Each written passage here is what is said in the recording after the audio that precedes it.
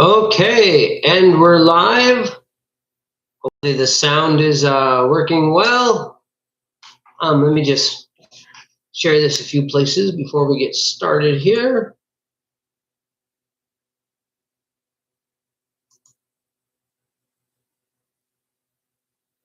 No, that's not. Oh.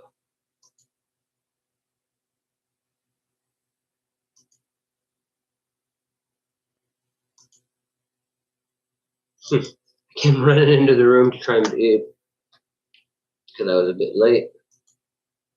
I realized I forgot my lighter, so I'm breathing a little heavy at the moment. Okay. We're going to share it on Facebook itself.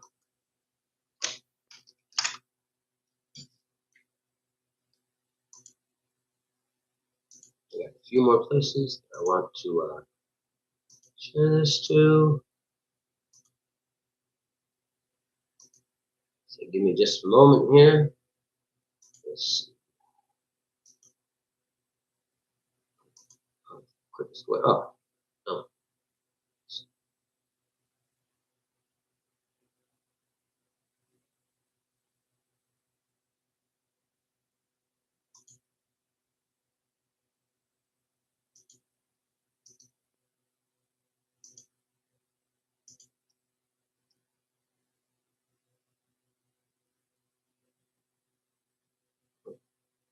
Okay.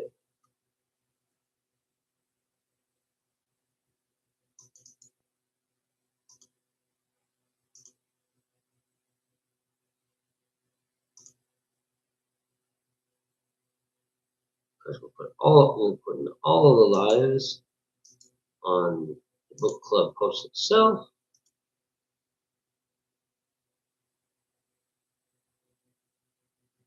Okay, let's see where else. Somewhere else.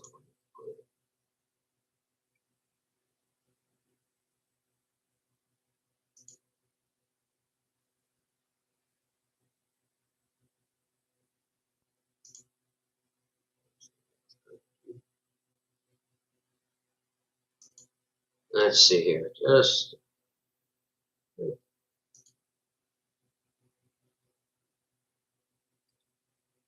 okay. That's how we'll go here.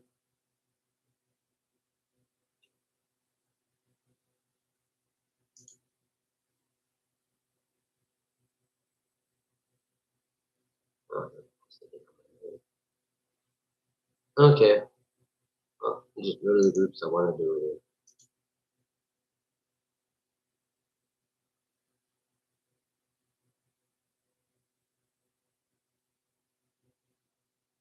in. Is it? No, it's not.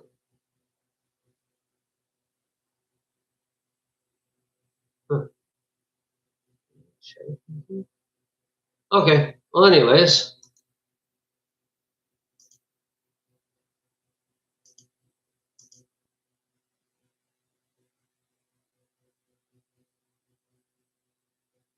Oh, hi.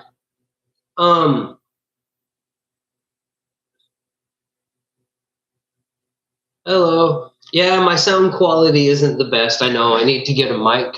The posters in the background, I didn't know they were from Alchemy. Honestly, the two on the ends, anyways. The one in the middle is a Sorcerer's Guild. It's the Sorcerer's Guild still, and that you would actually have to get from. That's well, we sell them on as merchandise on Redbubble. They have them of all different sizes, but yeah, the ones on the edge. I've actually been wondering where they came from because I've never seen the deck with that Star Tarot card in it, and I would love if there is a deck. Maybe there's an Alchemy Gothic Tarot deck that's in there. I'd be very interested in the deck. It's pretty cool. Sound quality, like I said, I do need to get a better mic. I realize. Yeah, they're both the ones on the end, on the edges. They're the same one. Just one's bigger than the other. And it's the Star Tarot card. Well, I'm being a little loud again because Okay. Awesome, Max. Very glad to hear all of that. Okay, so looks like there's enough of us to go ahead and get started on this already. Our assignment this week was Liber MM. It talked, I thought I'd marked it off, maybe not.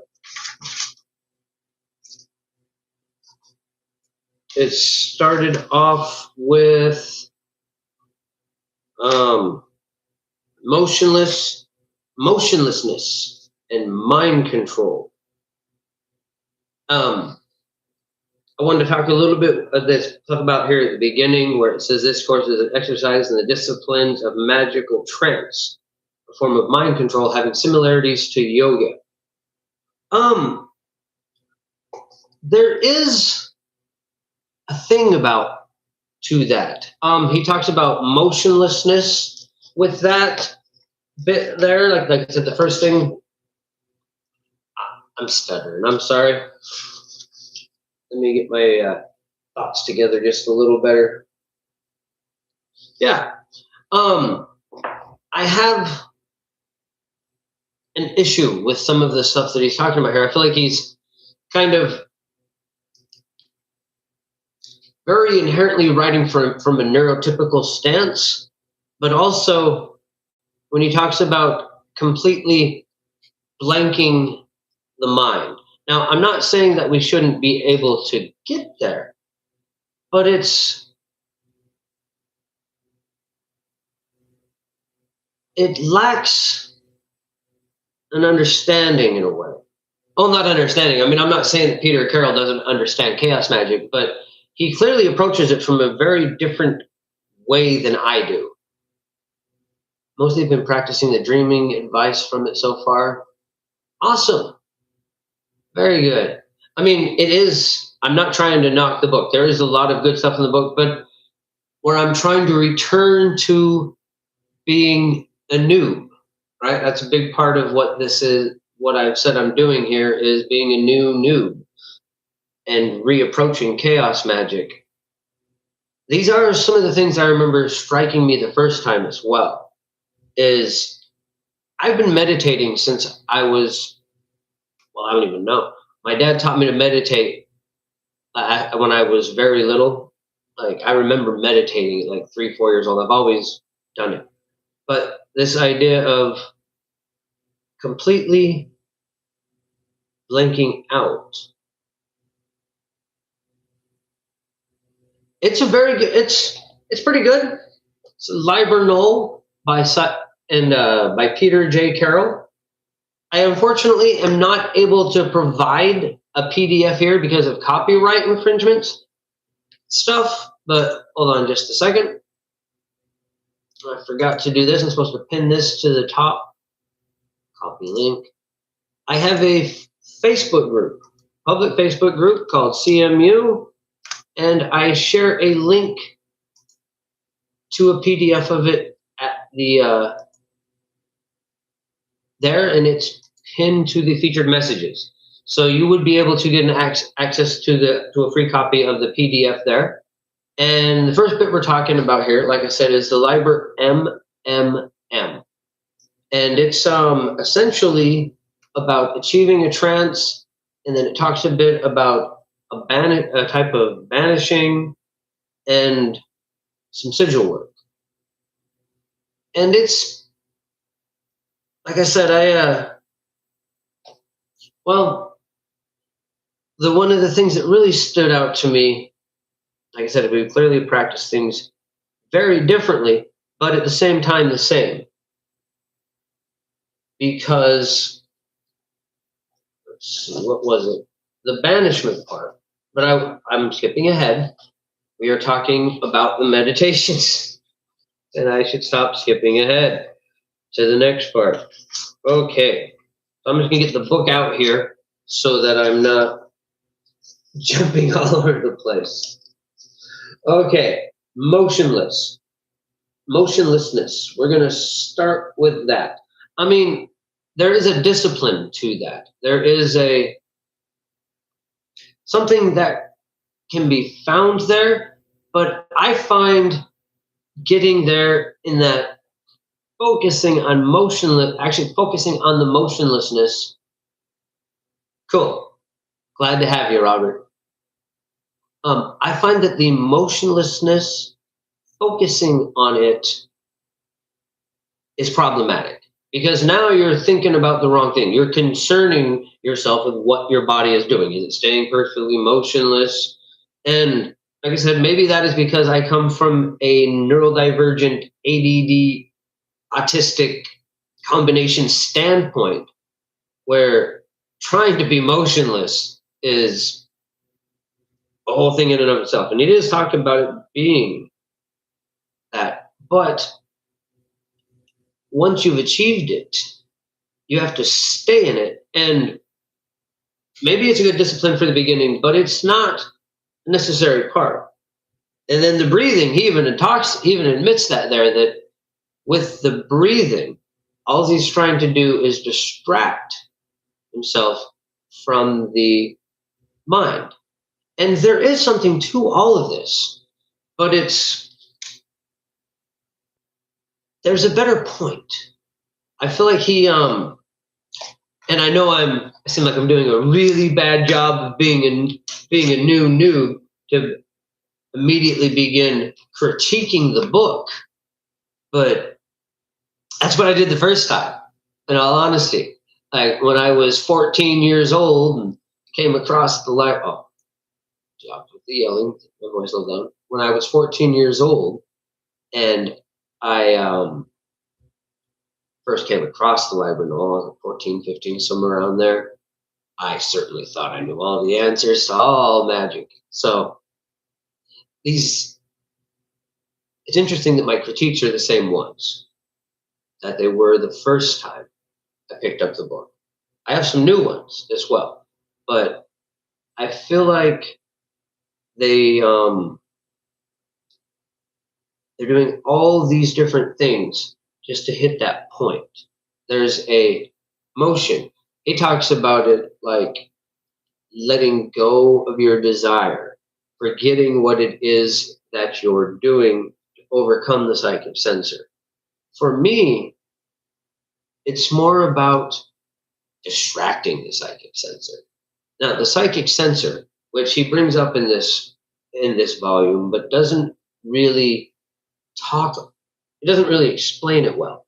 The psychic sensor is essentially, he explains it well in other places, and in fact, I think later on in this book. But he brings it up here, and what the psychic sensor is that part of you that has been told magic isn't real. There's part of your mind that is constantly making up a narrative. I have a video about the psychic sensor, and I think it's actually the same one where I say the brain is, okay, we're 13 minutes in, we're good. The brain is a lying bastard and cannot be trusted. And that's because your brain is constantly trying to write a narrative. It's constantly trying to make a cohesive map and context of everything that's going on around you. And it's been fed all this information. And in our society, a lot of people, one of the things that's been fed is that magic isn't real. Strange things don't happen. The weird is filtered out. Anything that is outside of its context and narrative that it is trying to write, the lie it is trying to tell you about what it thinks reality is, because no matter what we're seeing, we don't know the full truth. Yeah, I mean, your brain has to write some kind of narrative, or you would have no context and you just walk around hitting walls, or maybe even not walking around. You wouldn't be cognizant. You wouldn't be cognizant if your brain wasn't writing some kind of narrative. But it tends to filter things out that are outside of it. And so that's what he's talking about there, is he wants you to forget your intent or desire so that your brain doesn't go, oh, well, that can't work. He's trying to leave so much of yourself behind that you transcend that. I find that it is better to either distract the psychic sensor or convince it that magic is real, because your brain can be rewritten. That's part of the whole point of chaos magic, is that we're rewriting our brains. So what he is talking about here is blanking your mind out so much that when you cast your sigil, because you're going to get into that, about the idea of forgetting your sigil, not knowing what it is, taking and this is another area where I disagree, but I should go over his thing first, instead of just, oh, he's horrible, because he's not. You know, without Peter Carroll, we wouldn't be where we are in the chaos magic craft today. The man did know his stuff. He was very good. But, so, let's go over what he's talking about here. He's talking about using all these techniques, the breathing, the motionlessness, the, what's his next one? Not thinking, to get yourself into that magical trance. And to him, a magical trance is one where your brain has been turned off. I find it is better to get your brain to cooperate. But that's why he talks about your intent becoming as far removed from the spell as possible. Like he talks about the sigil shouldn't look anything like the intent. Myself, I find the exact opposite. I link things up, they resonate. I get my mind to believe that it is going to work because this sigil looks so much like the thing it intends to do, and explain to myself how the weaving works and convince my brain, rather than distracting or pushing my brain out. I tend to convince my brain that it is real, that this does work, so that it doesn't fight against me. But that's what he's aiming for here. That's what they're trying to get. And perhaps if you come from a position where you were told your whole life that magic wasn't real, that might be more important. Like if you have a lot of strong doubt about magic, this is one way to work towards that. Let's see, after the not thinking, magical trances. Magic is the science and art of causing change to occur in conformity with will, that is a very nice quote right there. The will can only become magically effective when the mind is focused and not interfering with the will. See, that's what I was talking about before. He wants the mind to be outside of it, to be pushed away so that it can't interfere. I find it better to ride the mind and have it work with. But that's it's different ways of achieving gnosis. Like sometimes when you really need to push that sigil out, by the time you're done, should be the only thing left is that motion.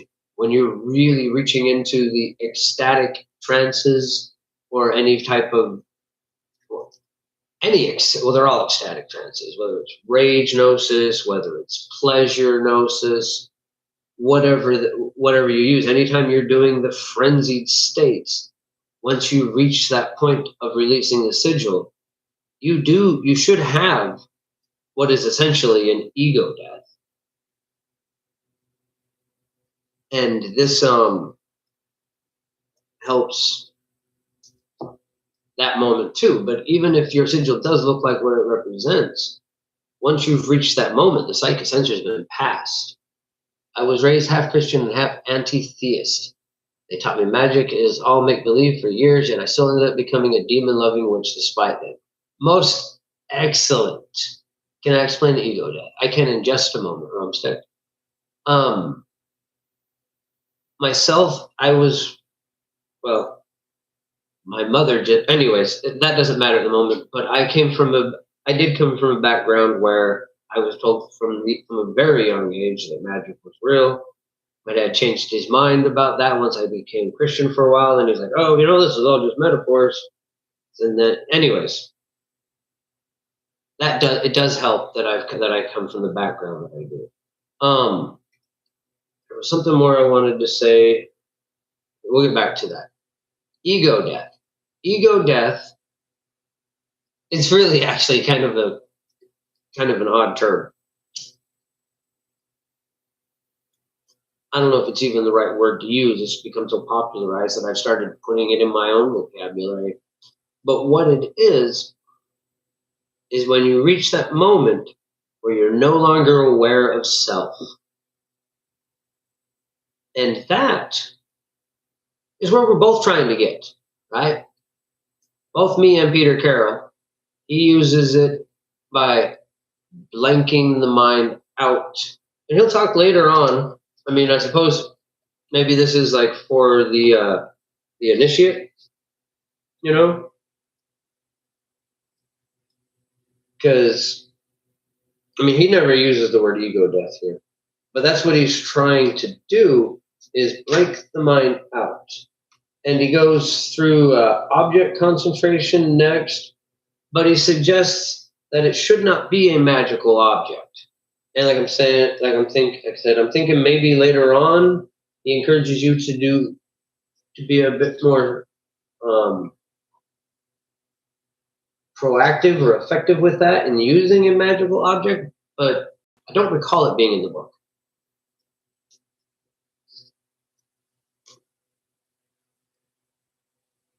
Yes, essentially suspending the mind's narrative. And that gets us outside of ourselves. And that's where both of us are trying to go. I'm trying, when I reach that state, I tend to do it through frenzy, or just, even when I'm quietly doing it in my mind, I mean, because leaving the mind blank, that's just level one. You need to be able to go blank and keep that will with you, keep that desire, keep that image. And I suppose that's what he's going through here. He's teaching someone how to have a magical mind, teaching them how to blank, how to get some self-discipline. And then he's got the object concentration, which is important. But most of the times when we are taught this, yes, he does mention the Illuminati several times. That is a valid question, why it's brought up. I think that, well, the original Illuminati, as far as I know, is the Illuminated Seers of Bavaria. And their whole nefarious evil plot was to spread literacy. They wanted to teach people to read. And that's all they were doing. They wound up getting in some trouble over that, and they actually did go underground, and but later on, the Illuminati he's probably being referencing is like the ones mentioned in why am I losing the name of the book? The Illuminatus trilogy, you know, and this idea of like secret societies that control the world through non-action.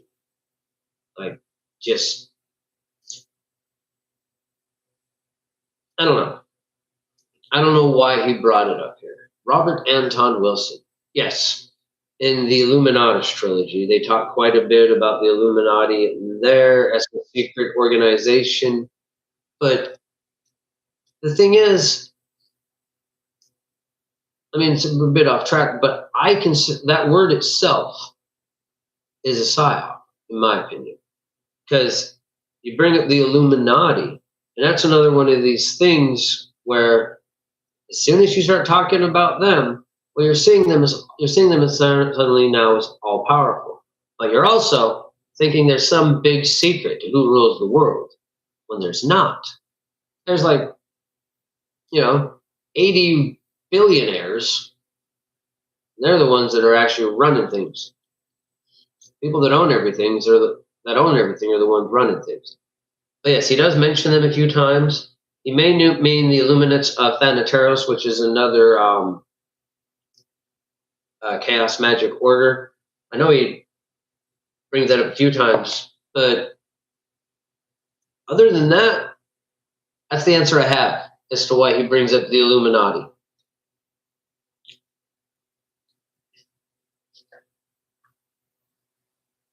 Mentioning the nines narrative. Yes. Okay. So yeah, talk about object concentration and the sound concentration. He talks about the sound not being important. Now that one, I get what he's saying, but I have to take issue with what he's saying. I can't help it.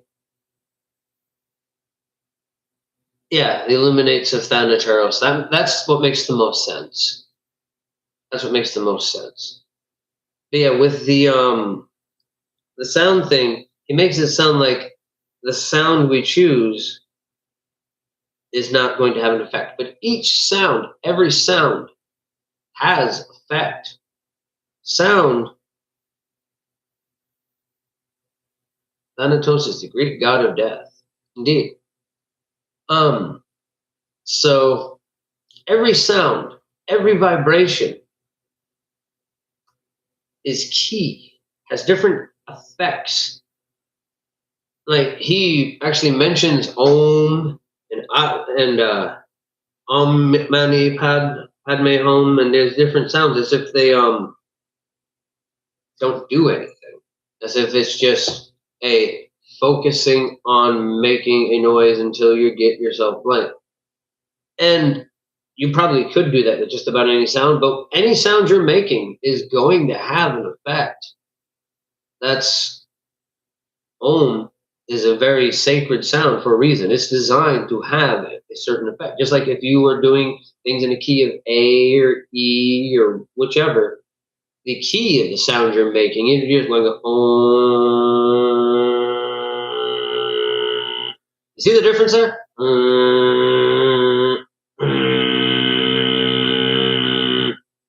They're different. They have a different effect. If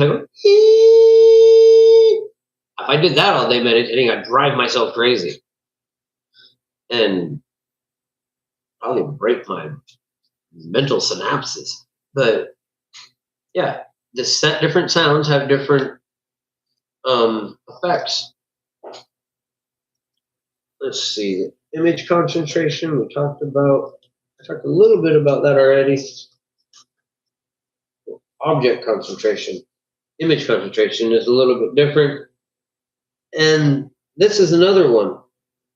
I don't understand why he's insisting on using an image of a non-magical purpose. This one, even if you are talking to a initiate, and you don't want them to use, or whatever, and you don't want them to use anything super powerful. You're just trying to get them to understand trance. At this point, this would be the perfect step to start working things that way. Have them make a sigil that is associated with their learning process. A sigil, this is the perfect point to even maybe make your personal sigil, which would come up then again later in the banishings. But this is that perfect moment to have an initiation sigil, something that's representative of you attaining your will and putting yourself into that. That's what we should be doing with the object concentration instead, or the image concentration. Instead, he says to specifically make sure it's not something magical. And I think maybe he's just being overly cautious, but that is kind of a theme here. And I kind of have to take issue with it because, I mean, it's an old book. There's stuff in here that I'm certainly not the only one that disagrees with. And when I was talking about this on Facebook, someone pointed out that, well, we've been practicing a cast magic a long time since then. Because I'm going to be talking about some stuff when we come to the sigils that I very much feel I have to point out as being, well, certainly different than how I would cast. That being said, the ones he used would work, but not for the reasons he says or states. But we'll get to that. Let's see, after image concentration is metamorphosis in the laughter bit. Now, I find that a profound statement that laughter has no opposite. There is a good point there. We have a good night, Robert. We'll be doing the same thing next week. If you're interested, you could always finish it later. But like I said, there's a PDF there in CMU. We will be reading the next Liber next time. So that's Liber Lux. Yeah, we'll be reading all of Liber Lux next time. So to page 55. Okay. Anyways, I found that a fascinating statement that I apparently just forgot about or didn't strike me last time. Laughter has no opposite. It's interesting. I suppose he's right about that. Crying is not the opposite of laughing. One can certainly be laughing and crying at the same time. Actually, I have this thing in my brain because an episode of Duckman broke my brain when I was really high. And if things are really funny, I tend to cry. Like, instead of laughing, I'll just start crying. Are you okay? I'm like, yeah, I'm fine. It's just really funny. Anyways, so I certainly don't see them as opposites. But laughter is one of them things that will carry us through.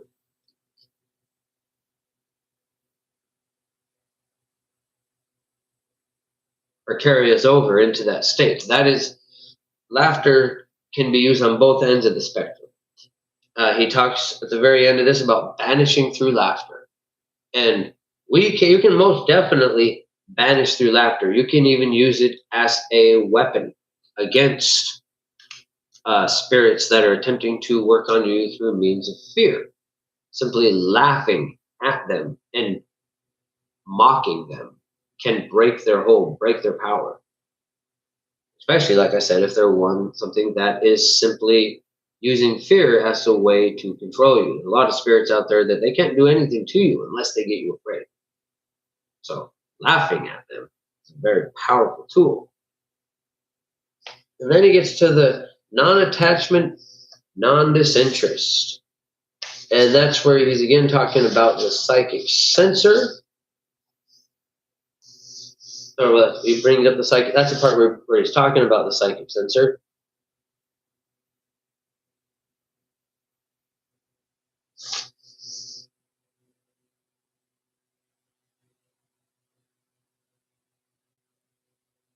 The demon jester Cobalt represents dark humor and dark comedy. Certainly been helping you survive. Excellent. Yes, laughter is a very powerful thing. My mother, who passed a while ago, she would say that whenever anything happened that was absurd and problematic, she'd always say, well, you can laugh or you can cry. And that's become one of my mottos in life. Because my mom would always say that, well, you can laugh or you can cry. It's usually better to laugh.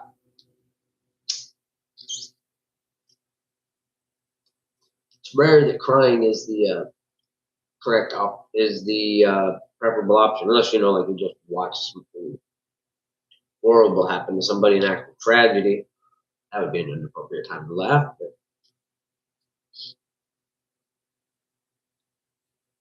for the most part, it's usually better to choose to laugh. But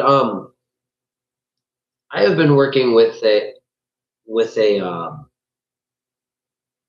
jester or clown myself in some ones a bit, who we just did a live the other day on that. I don't think I think you missed that one. But I just thought it interesting that you would bring up a jester, and are working with a jester at the same time that I am working with a trickster clown type spirit. Actually a horde member or a member of the audience masquerading or wearing wearing a wearable tulpa that I created. So his name isn't really some Onesie but he's taking on the role of the servitor or tulpa, some Onesie and wearing it and working from inside it to fulfill that particular role.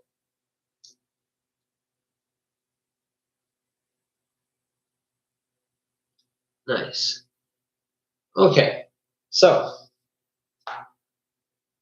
let's see. See, this is a good bit he talks about here about removing a random habit in the act of metamorphosis, because that's the part that's the part that he's onto with this whole laughter, non-attachment, disinterest. But I wanted to come back to what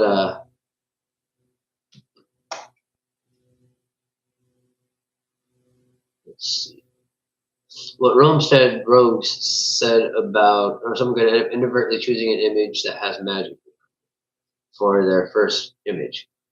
That is a possibility, but I feel like that would have been a great opportunity to work on your first sigil, like create one of your own, or like I said, possibly even either your personal sigil, or okay, so those are, but either your personal sigil or some kind of road opener sigil, maybe even provide one in the book for focus on this image that is going to help you initiate yourself into chaos magic. But either way, I'm not really here to critique the writing. I suppose it's supposed to be a noob. But he talks this bit here about removing a minor habit and replacing it with another one, and just getting your mind used to the idea that you can simply change things about yourself on a whim. That is a powerful bit. That's a good thing. There are lots of other ways you can get your brain to simply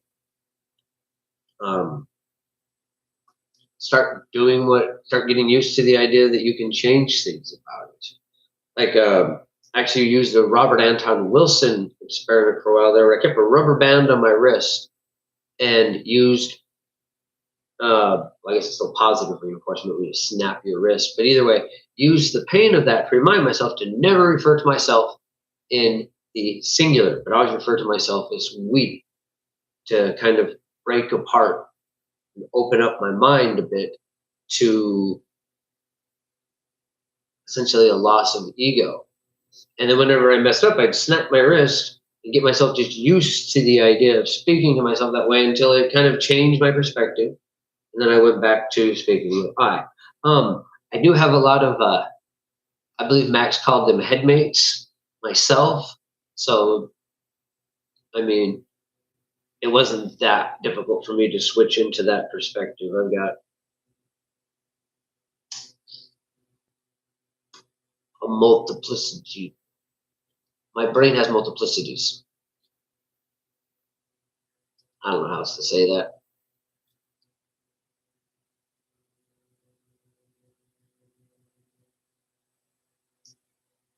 Anyways, I'm not here to discuss my brain. Let's see.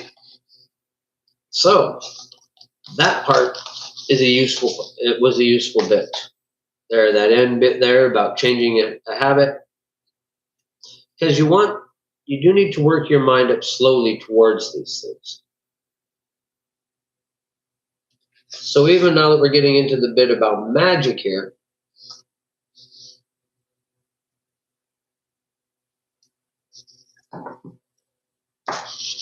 there is some point to what he's saying. This is the part where he's going to be talking about how the sigil shouldn't look like what it means.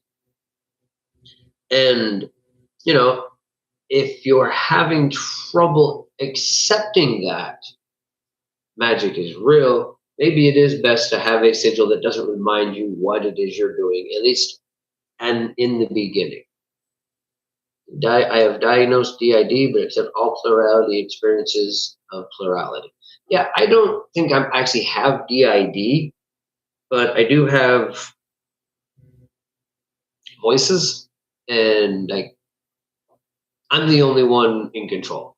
And I think would be the difference is it would take a very conscious effort for me to let someone else out. I'd have to essentially be channeling one of what I call my wearable tokens. I've kind of formed most of these things. Indeed, I don't think it's uncommon at all. I knew a lot of my friends in high school at least had the polarity like where I'm talking about, where they had other roles in themselves that they could summon up. And like I mentioned, the audience member Giggler wearing some onesie bib as a role. That's kind of how it works for me. Is I have what I call my wearable topals, and I use them to become different things. And sometimes those wearable topals will talk, even when I'm not wearing one. And then there's a few that have been there since I was a little kid that are a little more than that. Like the one I call Mr. Growling, where I first started growling, and we've kind of integrated to some extent, but that's why when I get really excited or really angry, I growl. I find framing practicing magic as an experiment very freeing as someone coming from a rational materialist background. Indeed. See, that's my opinion. The trick is to get it to resonate with you rather than blanking away from it. Find the way that your mind goes, okay, yeah, well, this works. That's why radionics works so well. People that do the stuff with the the dials and the gears and the lights, they're not actually using science. They're using the theater of science to convince their brain that magic works. And it's just sigil craft. Other than that, I mean, it's an automated sigil craft in some ways. It's actually pretty cool. Can be very convenient if you have a radionics board that you've attuned to a certain sigil, and you've got all the antennas and the knobs, and some of them don't even require electricity. You just got to move the knob until you're convinced that it's where it needs to be. You settle it, then you triangulate the parameters, and all you're doing is charging a sigil. But going about it that way convinces your mind that technology works. An absurdist and romantic ideas, most excellent.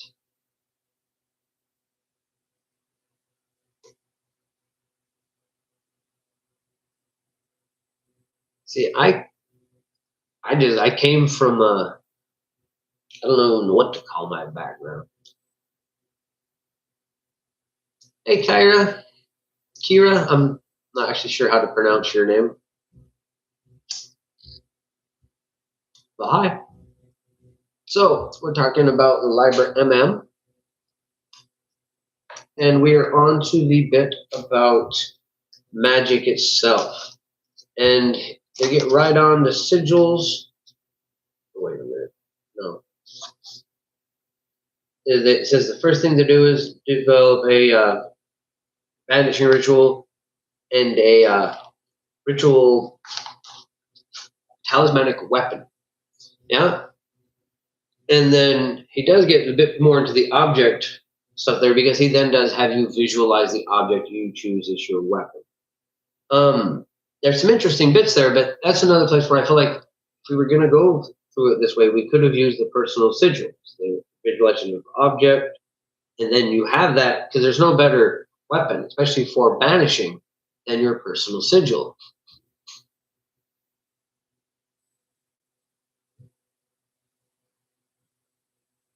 Yeah, that's what we're reading is the Liber MMM. And actually what I'm talking about, what I've been talking a lot about, is how it doesn't really resonate with me in a lot of ways. I'm trying to understand why he wrote it the way he did, because, well, I read it the first time when I was like 14. And, well, like a lot of 14-year-olds, I thought I knew it all, and I was convinced that nobody knew anything about magic but me. So I was hoping when I come back to it this here third time where I have, though I'm behaving as a noob, where I have reached a level of understanding where I'm knowing I don't know everything. I have enough understanding to understand that there's a lot more to know than I have. Most excellent. Yeah, a lot of people do the LBR. The type he talks about here is he calls it a banishing, but then it's more of a just a protective barrier. Now, for me, that weapon in this case should most definitely be the personal sigil, like I have tattooed on my wrist here. But the reason for that is because any magical weapon is simply a vessel for your will.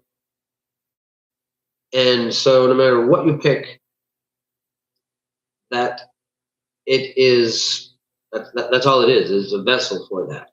So if you use your personal sigil as the vessel for your will, it's a vessel that was designed to contain your will and is going to be the best at containing it. So the best magical weapon possible in such a case is your personal sigil.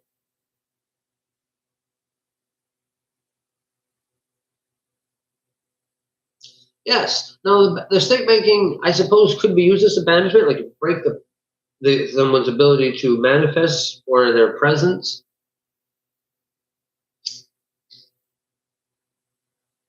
I haven't thought much about using it that way.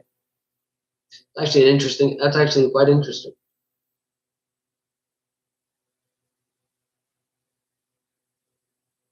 Because you could break someone's presence with that. It's a cool idea, Max. See, that's that right there. That's what brought me into the idea of discussing magic with people in the first place and showing people my ideas, is because I get new ideas about my ideas. Well, stick breaking isn't really my idea. That was taught to me. That's passed down knowledge. But I've never heard of using a stick breaking to act as a banishment and like banishing something's presence, or even as the release aspect of a spell, which you could totally do. You just have to phrase it a little differently. Be like, and imagine it being the release that with the breaking, it's released and sent out. But anyways, like I said, the type of banishing he talks about here is creating a barrier is all it's really doing.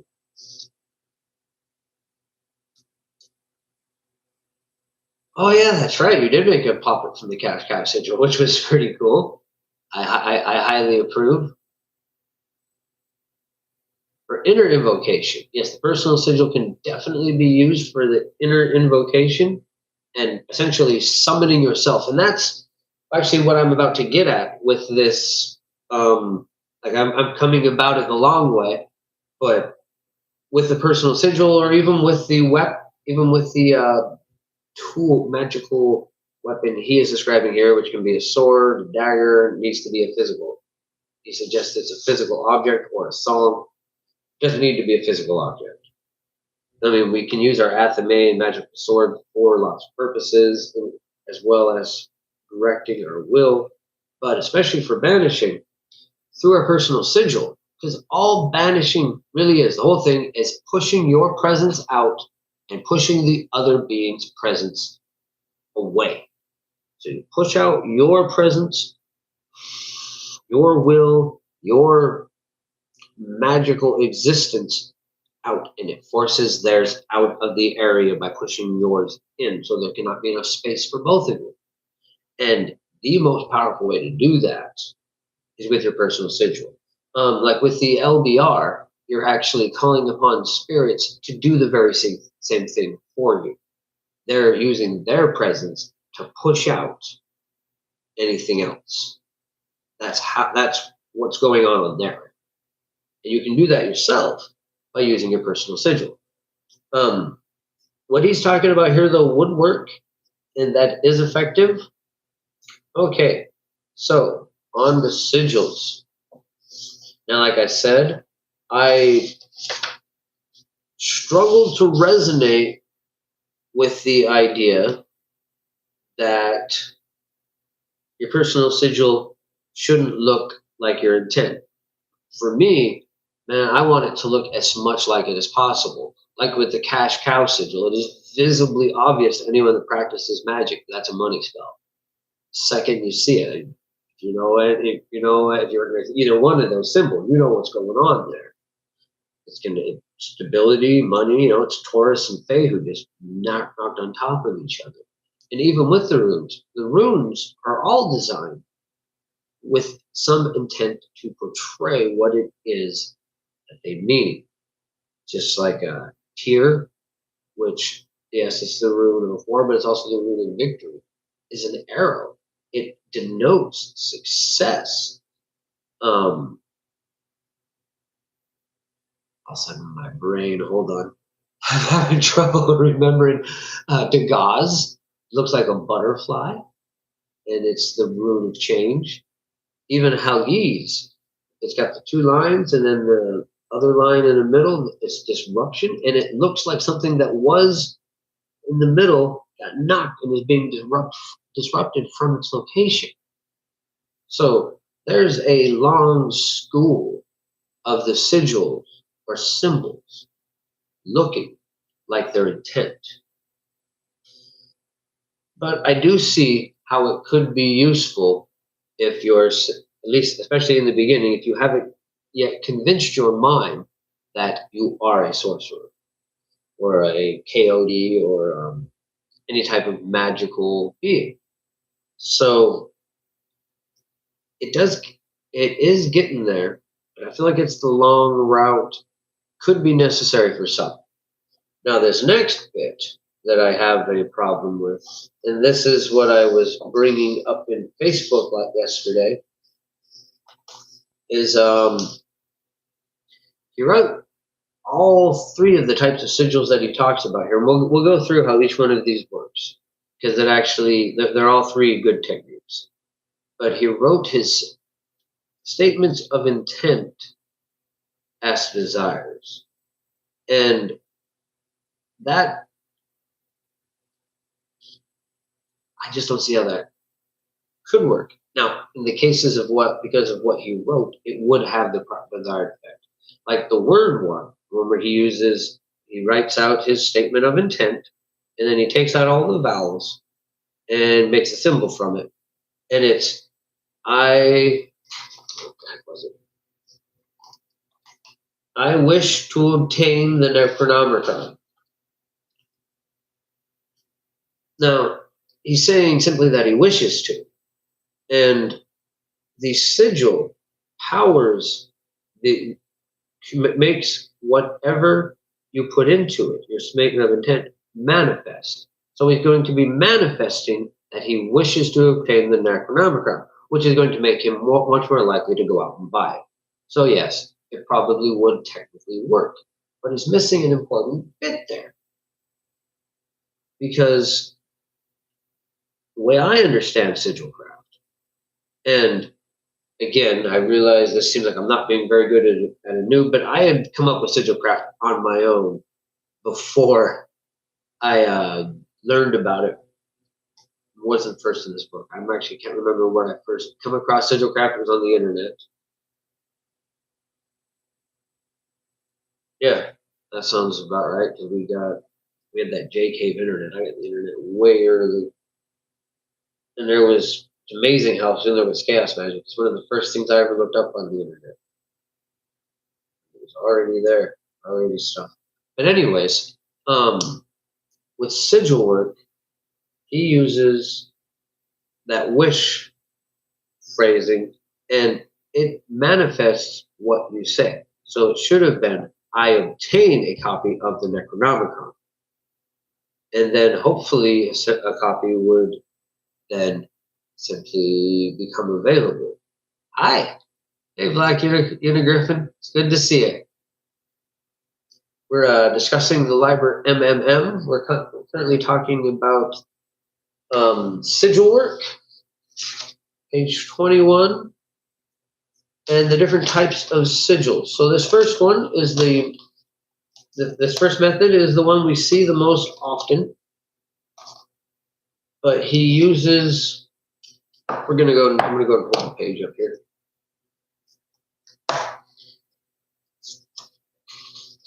He uses wish language, and I think that you should make the sigil in the intent that it is like it has already come to pass, so that it manifests into reality as having come to pass. And it's just more powerful language. Okay, the next one is the pictorial method. I'm going to hold the book up again. And this is what I was doing before I ever heard of chaos magic.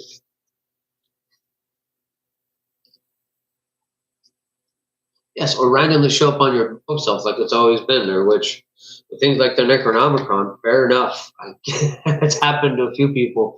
I have certainly had magical objects appear on my shelf.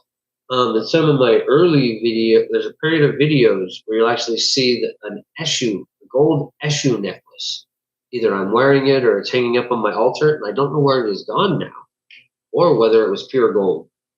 But that just appeared on my desk one day when I started working with Eshu.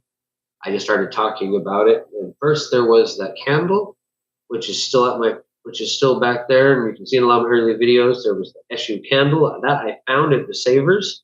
I actually heard someone go, "Hey, look up here!" And I look up, and there he is. I was like, "Okay, I guess I'm working with this guy." So I brought him home, found out his name was Eshu. We hung out for a while, and that medallion just appeared. And then once it was time for me to not have it anymore, it was gone. It was, if it was pure gold, that thing was actually worth something physically, but it was worth a lot because it was a connection to Eshu. I figure he must have dropped it off, and then he was done with me. Come back and picked it up again. Let's see, where are we? I think I'm missing stuff here. Like once books reach a certain critical mass, they kind of start to breed. Indeed. Yeah, a chunk of a sandwich vanished in front of you. I don't doubt it. I've seen, well, not seen, but I didn't see the drink get drank, but I've seen part of a drink be gone. Like they were all scared out of the room, and they come run, and then when they come back in, half the drink was gone that they left sitting in the room. But there's the ghost at my parents' house has a sense of humor. It tends to flirt with girls of a certain age too. So they're kind of odd. Teenage boy, like from the figure he died in the like old West times or whatever, like the 1800s. Anyways, getting very off subject. So the pictorial one, I'm going to bring it up. I'm going to hold it up again because I feel like we got way off topic there. See how it starts with a image of a man with needles in him, and then he twists it around and eventually into a shape. And he doesn't create a statement of intent for this one. He just pictorial method to restrain adversary. And that's similar to where I started with sigil craft. I would essentially draw what I wanted to happen, and then sometimes I would stylize it. And then from there, I started creating shapes that had certain meanings, and I would just twist those shapes together into a symbol. And then I learned about sigil craft and how easy it was to write out a statement of intent and do it with letters. But see, with that one, he is doing it not as an I want, but starting with an image of exactly what he wants. The other person pinned down. He wants them restrained. It's a very effective imagery. And then he takes and twists that into a sigil through a few steps. Let's get it up there again. through a few different steps till he has that dealie there. Now, ironically, at this point, if I was to do such a sigil, I'd probably write, "My enemy is restrained," and then twist the letters around until they looked like that first image. And that would resonate well with me. But like I said, that's a fun way to make sigils. It's a good way, especially if you don't know exactly how to state your intent, to actually draw it out and then just keep stylizing that drawing down and rendering it into something more basic. Because sigils do work better than drawing out the whole thing, at least for me. Especially if you're going to burn it afterward. Now, if you made like a whole intricate artistic scene of what you wanted to accomplish and then kept that painting, that might work as well.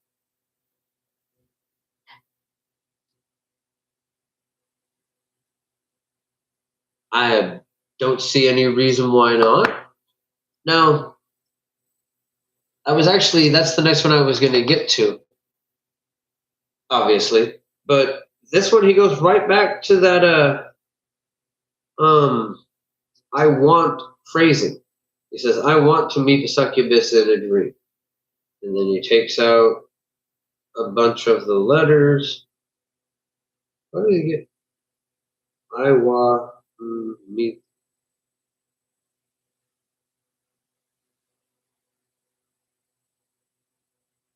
We talked about switching letters around or something? Actually, I didn't even notice that, but the underneath,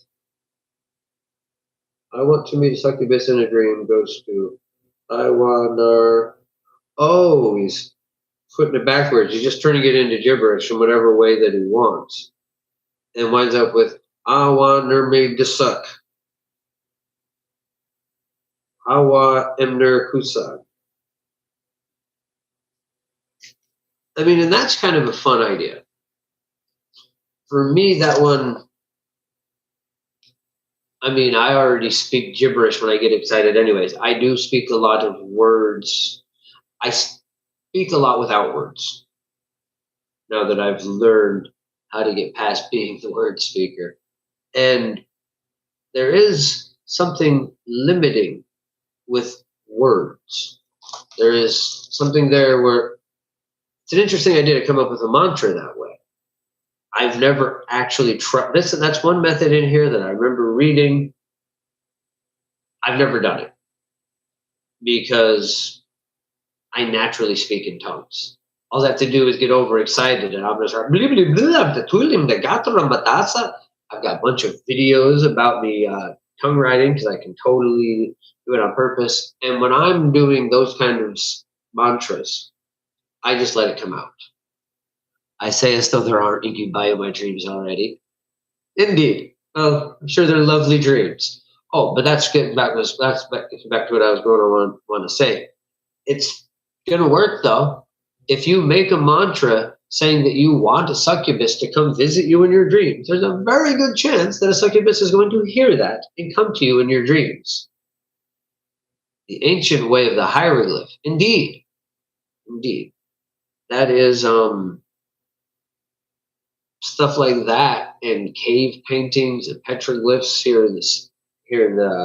in America is what gave me the idea in the first place to draw images and then use that as spell words, simply draw out what I wanted to happen. And like I said, I did start stylizing it on my own, and then even came up with images that represented certain things and started twisting that into something before I found sigil craft and chaos magic. I knew what a chaos star was before I ever saw one, though. Can't really explain that. But yeah, I've been studying chaos magic on the internet since like 1992 or something like that because of the JK. It's fascinating that there were that even when there was hardly anything on the internet, there wasn't a whole lot going on, there was already chaos magic groups.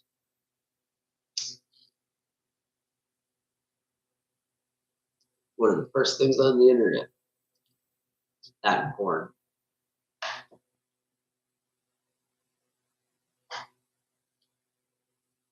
I've been using mantras to get the Hatman cryptid into Minecraft. mod that reminds me of him in my dreams. Well, there you go. Yeah, I saw you post something about the Hat Man earlier. I have some videos on the Hat Man and shadow beings myself. If you want to go back on the channel and check them out at some time. We may have differing perspectives on that. It'd be interesting to see where we differ and where we correlate. Actually, I'm gonna go find a link for that. Let me run over here real quick and grab that. It'll take me a second. Hat Man, yes, the Hat Man. Oh, I put it as one word. That's what I think. Hat Man. Yeah. Sorry. Start singing to you guys. This is what happens when I don't drink. See? I'm not drinking the night. I start singing at you. Oh, that's cool.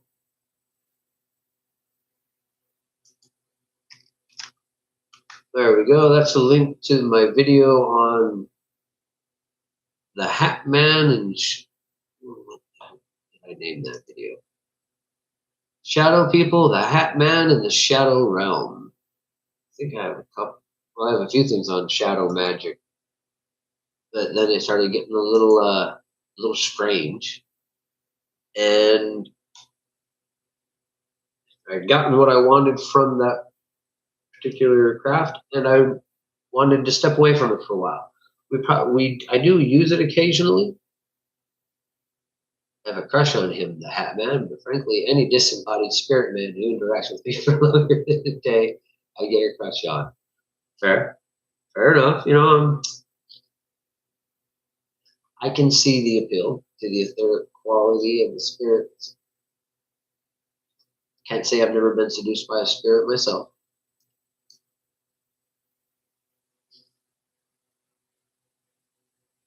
Okay, so I started a more recent book called This is Chaos. I'm not clicking with it. It feels like a chaos Redditor mindset book, but it's something that catches my eye. I haven't read that one yet.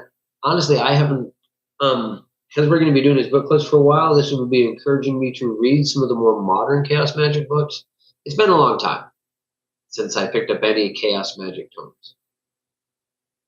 Kind of been off of my own thing for a long time now, especially if I'm coming back to being a noob. I suppose once I've finished this dusty old tome, we should pick up some newer stuff. But apparently, you don't recommend the name of it. This is Chaos. Oh, that's a Peter Carroll too, right? I believe that's one of his more recent ones.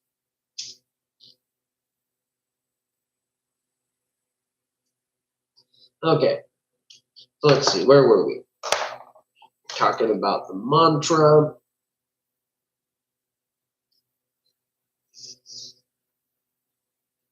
And dreaming. That's all there is left. And I'm going to go ahead and read the whole thing out of that since it's short. Then we'll talk about. Well, let's see. Did we miss anything important on the sigil stuff?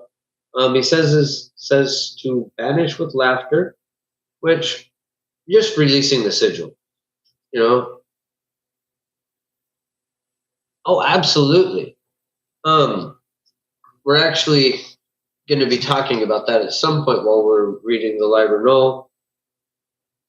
In my opinion, and this is actually a great spot to bring it up. Thank you for the segue, Kira. In my opinion, oh geez, and I get lost in what I was going to say. Yes, it's what all magic requires, and he did get to that somewhere in here, but he talked about it in the opposite. I forget what he said.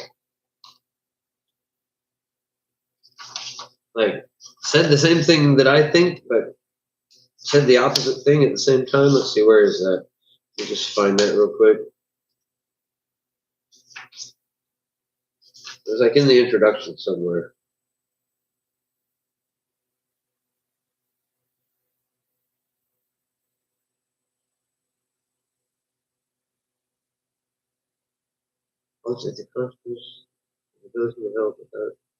without any symbolic system except reality itself.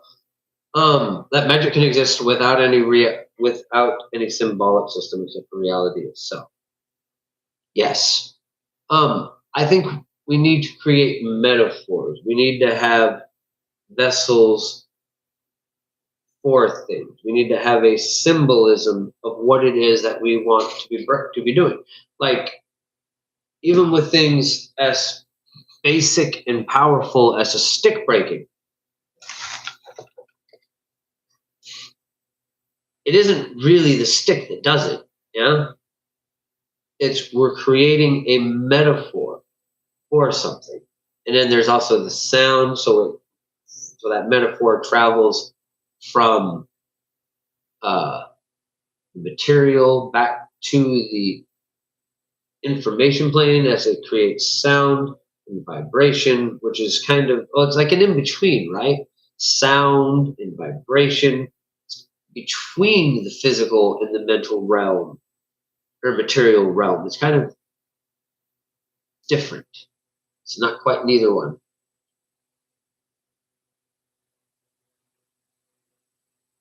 I do have a Blue Sky account. I'm hardly ever there.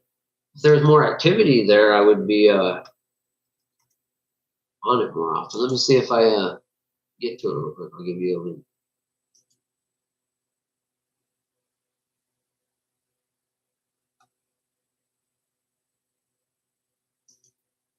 Looks like I do have it saved here. Because I would like to, what the heck?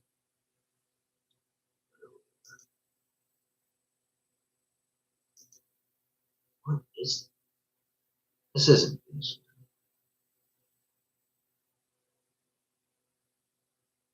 Thing.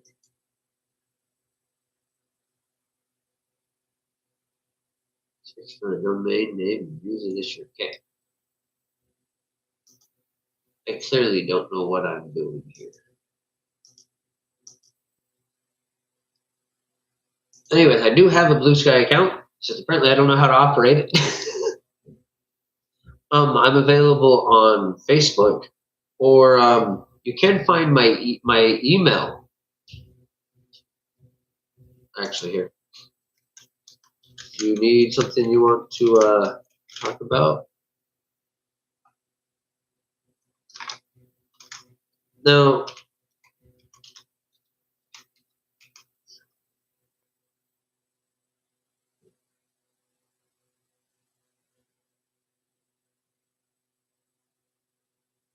Oh.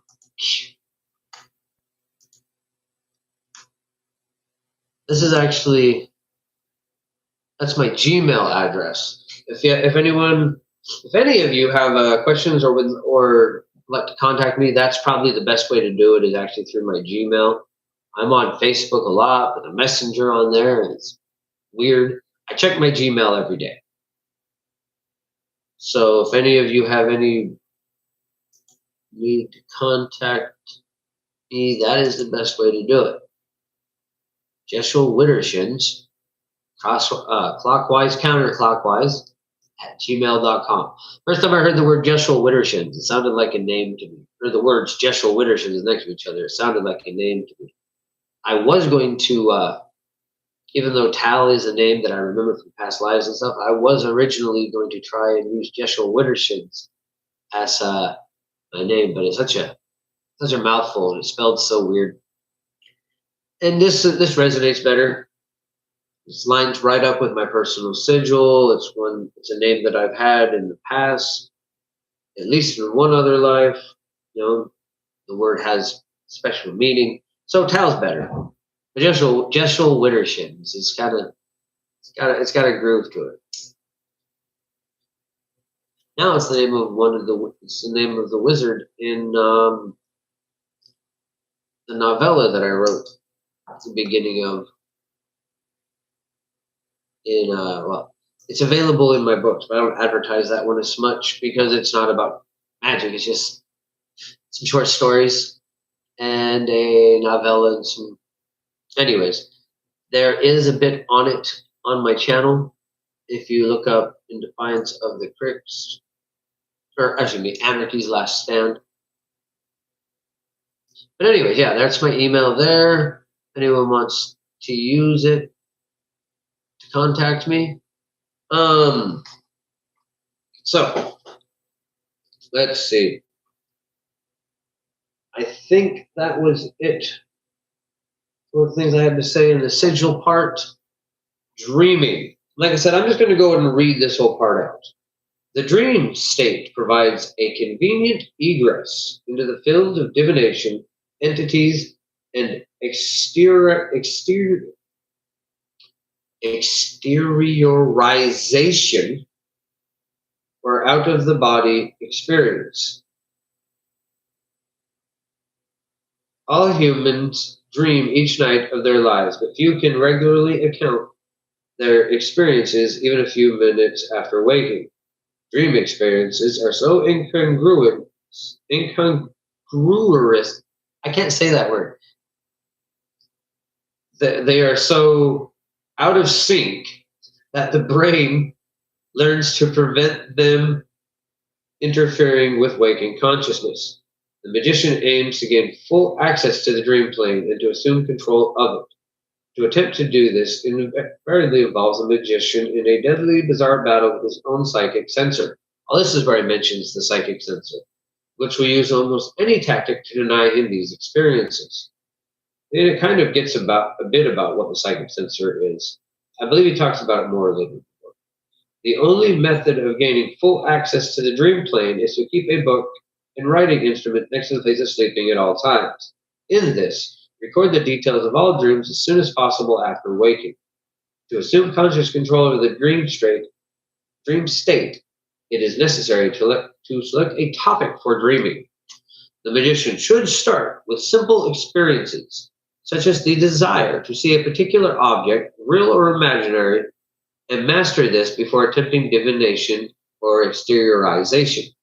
The dream is set up by strongly visualizing the desired topic in an otherwise silenced mind, immediately before sleep.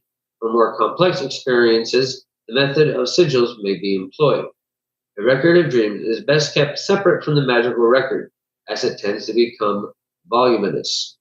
However, any significant success should be transferred into the magical diary.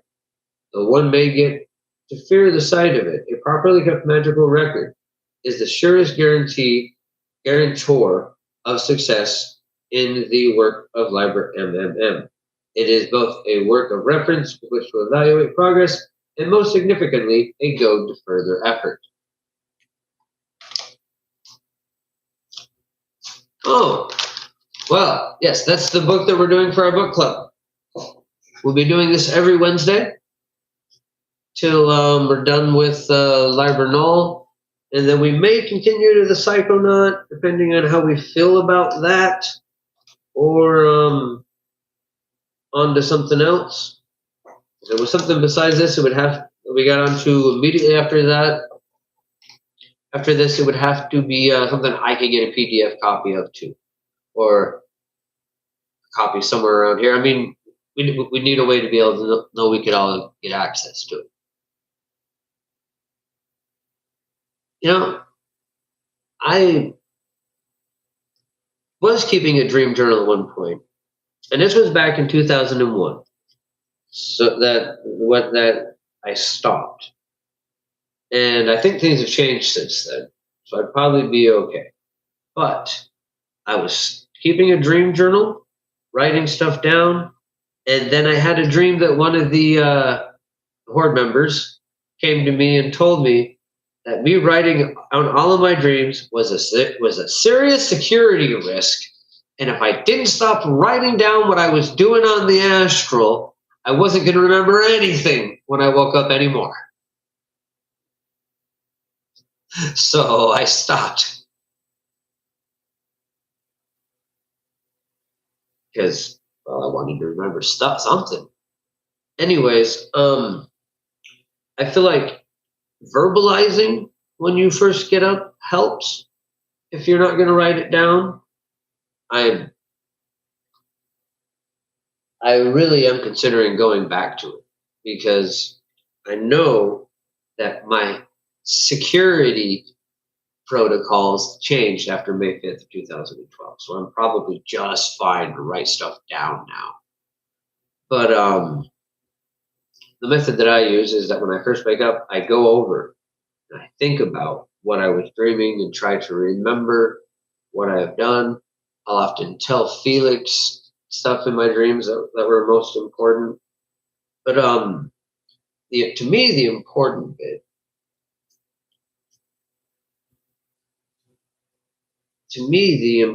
bit, is becoming lucid. And keeping a journal is going to help with that because it helps you recognize the kind of things that happen in dreams. But what he's talking about, I think, what he's really suggesting, selecting a topic for dreaming. Now, that actually is kind of where I somewhat first started with lucid dreaming, but that's another thing that I've been doing since a very young age. For me, lucid dreaming started initially with a nightmare. I was very young. I had a dream that a werewolf was chasing me through a funhouse what are those called? Funhouse mirror hall. I'm running down this tunnel of mirrors. And there's all these different mirrors, and there's a werewolf chasing me. And finally, he gets me into this corner, and I'm looking at him, and I'm starting to get real scared, And then I realized that it was a dream, and I could do anything I wanted. So I turned into a silver bullet and chased the werewolf for the rest of the dream through the mirror maze. And I must have been like 4.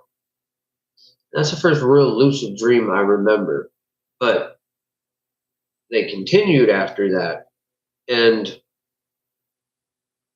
this idea of suggesting a topic to your mind actually does work. It takes some effort. And that does very much help with getting into the lucid dream state. I mean, we can't all get trapped in a room in a funhouse mirror by a werewolf to get that lucid dream state going. And even then, if you've had one lucid dream, doesn't automatically make all your dreams lucid after that. What he's talking about here does help a lot. This idea of focusing on a topic, on a subject of what you want to dream about, and just keeping that in your mind as you go to sleep and telling yourself, especially out loud, telling yourself, I'm going to dream about riding an airplane to Venus tonight. And you just keep thinking of that idea, but probably not something that wild or absurd right off the bat. Unless it's, you want to have something that kind of similar to the type of stuff you normally dream and just go with the flow of what is. But to try and suggest a topic, not only does it give you inherently a control of the dream because you've already consciously chosen part of what's going on, it gives you a much better chance of realizing your dream. And the real key is to just learn to feel the difference, because the astral realm is way different than the material realm. It has a different texture, it has a different feel. So once you can learn, like ultimately what you want to get just that, to know when you're dreaming simply by the feel of it, but you can work your way up to that. And one of the first keys that I myself use, this was what he's talking about here, is pushing a topic into your dreams, keeping an idea. And you can even use sigil work for this, actually, because he talked about the sigil work earlier. You could even, like with the one about the succubus, it's kind of already put it in there. Meet a succubus in a dream. He's already made a sigil for that, and you can keep. I'm amazed he didn't just come right out and say it. Put that mantra in your head of, I want to meet a succubus in a dream. I'm the one to Iman, I'm the one to Iman, or whatever the heck it was. And there you go. Then you meet the succubus in the dream. You're going to realize you're dreaming as the succubus sucks you or whatever it's going to do. And boom, you're lucid. And the more times you get lucid, the easier it becomes. I was able to astral travel by realizing I was dreaming about walking a forest trail. Excellent. Yes, and no matter where it is in the dream, like I was talking earlier before about the metaphors. Metaphors are very powerful in the dream world. And so walking down a trail to get to a full astral projection totally makes sense. I used scripting techniques. I write down my scripts to be used in lucid dream, reality shifting, OBEs, and astral travels. You can script so you can't die, have powers, tools, commands, etc. Nice. I scripted myself to have a remote control, and I often use it. That's a very good idea. I like that idea of remote control. I mean, that's when you are in that part of the mental space, you can control anything. So remote control is great. You pause the whole scene, rewind it. Cool. Very cool.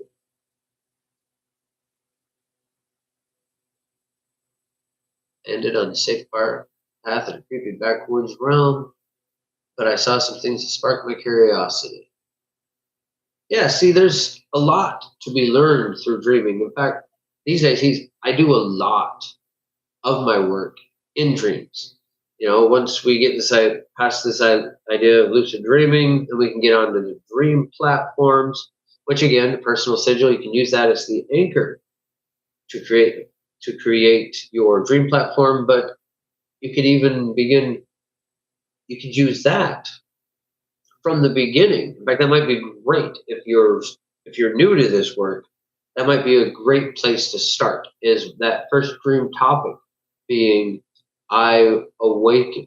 I want to dream about my castle, my cave, whatever you want to have your dream platform. Mine's essentially a yurt that when you look up, you can see up into the mental realm, which translates into essentially looking up into sacred geometry instead of a roof. I'm in this yurt with my dog who's passed. There's a fire. Anyways, I have my dream platform, and it's one of the few times I've ever worked with anyone from the Goetia is I let King Paimon essentially pimp my dream platform. I heard he's very good at that kind of thing, and he fancied it up for me in a lot of ways and taught me how to do some cool stuff with it.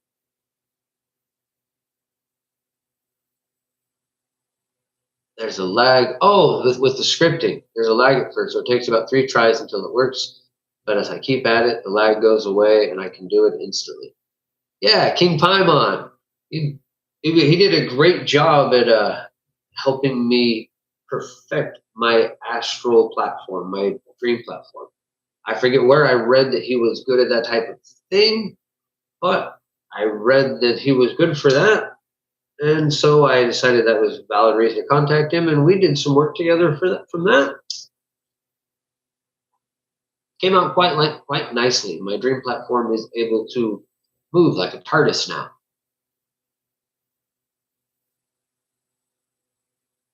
which is pretty cool. Nice. I've worked with a few other spirits from the Goetia on like very small things. I'm not one for working with a whole lot of known spirits. Most of the things I work with are horde members that aren't really known of in this reality, or beings I happen to have just met somehow. I don't usually go into the phone book and pick out a demon. But and I'm not trying to say anything bad about that. It's because I'm trying to be funny. But yeah, King Paimon is an exception to that. I intentionally sought him out. Was told he'd be good for that sort of thing, and I was not disappointed. Did some very nice work, and I did some stuff for him in exchange.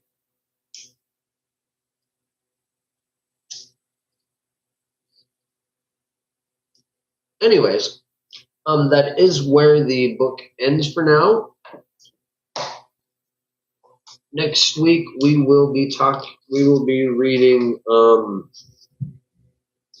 Liber Lux. Let me make sure. I said it once at the beginning there. Yes, Liber Lux. So we're reading to page 55.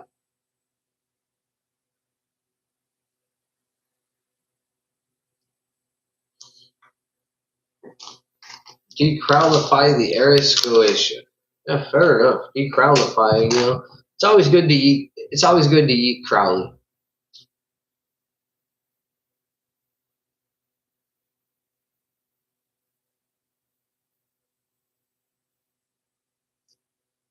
Definitely. He's another figure that, well, the first time I read Crowley stuff, I was so angry at it, I threw the book across the room. And so I came back and read it again as an adult, and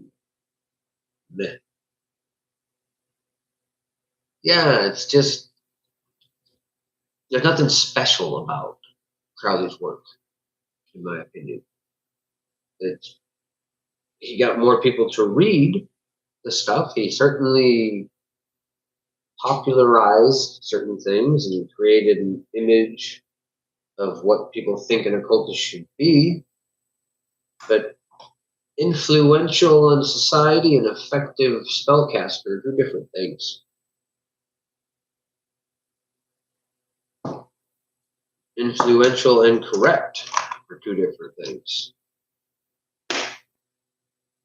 And there's not a lot I'm saying he was just completely wrong about, but I don't feel like he really added anything special to the craft, honestly, other than his own ego. I keep falling in love with the demons from the Ars Goetia.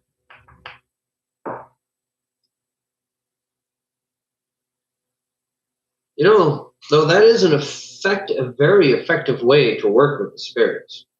You're not the only one I know, Max, that uses that kind of approach with the Goetia and other spirits. And they love that sexual energy. There's a lot of power there. There's a lot of, especially if you're married to them, you have that romantic energy, that connection. That's powerful. That's powerful. People, get upset with the idea of God marriage, and some people that like, oh, this is some weird new thing. People have been marrying Loki since Loki's been around.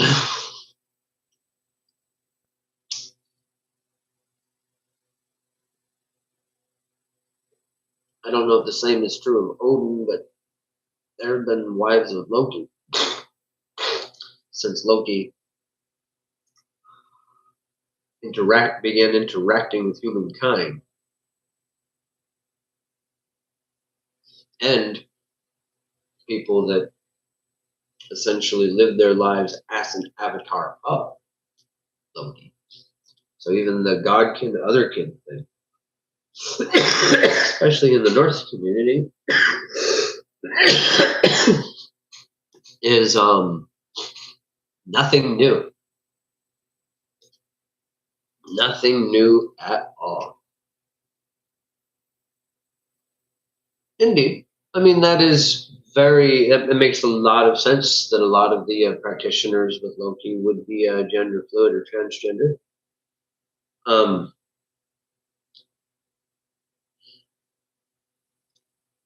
The person I know that works the most with Loki, I think she would say she's gender fluid. I mean, she uses she, her pronouns, but she's certainly not het or whatever.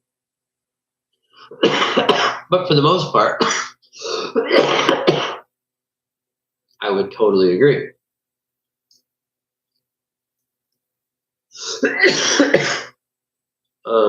Let's see, where are we? That kind of covers it, what I had to say about the book. Apparently, I took that last hit a little too hard. I'm willing to open the floor up for questions about that part of the book, the Liber MMM. Questions, impressions, anything anyone else has to say on about the work. I suddenly lost the word that I was. I'm sorry, just a moment.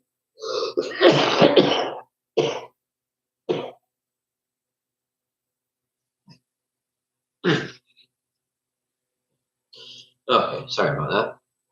Anyways, as I was saying, yeah.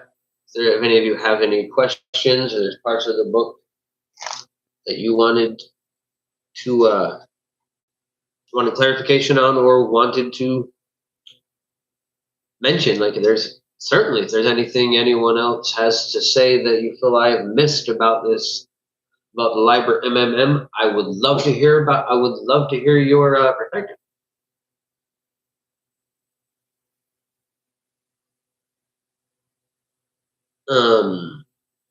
Let's so we'll be reading Liber Lux next time. The dreaming part of MMM was my favorite. Well, that is definitely, I would agree, that is definitely the most valuable piece of advice in that whole bit there. And I'm not sure I've ever heard anyone else talking about that idea of trying to create a plot line in your dreams. I started doing that when I was quite young. And I must have just kind of skipped over it last time. Yeah, it's a powerful technique. I just came up with the idea when I was a kid. Like, well, I want to dream about this.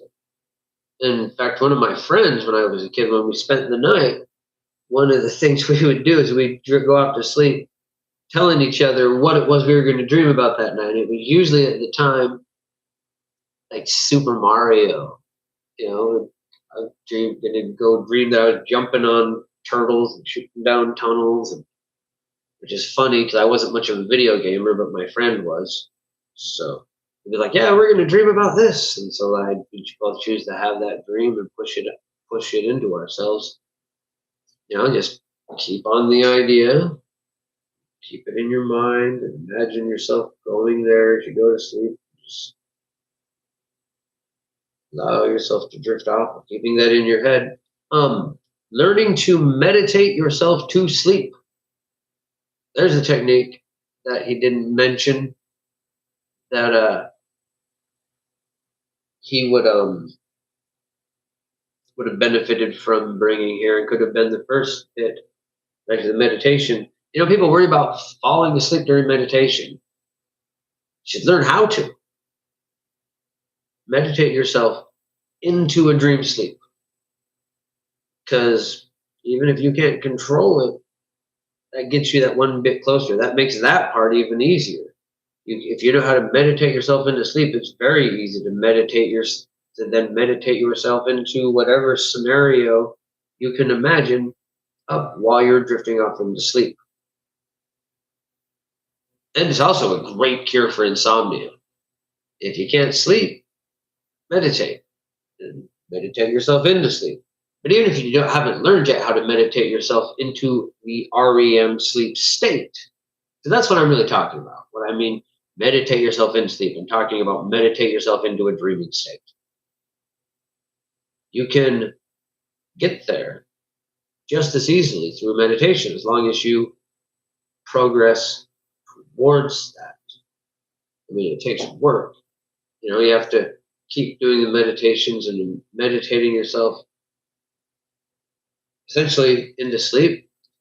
But even if it's you're not able to get there, that's the best cure I know of for insomnia, or at least mitigating circumstance. Because worst case scenario, even if you never get beyond the early stages of meditation all night, at least you're holding still, you're relaxing, your mind is turning down, slowing down. It's better than nothing. It's better than nothing. But yeah, I must have, like I said, I must have skipped over that first time I read this book, or I just didn't even realize how much to have ready by the next live. So the next Liber, what we're going to do, because the book itself is divided into just a moment.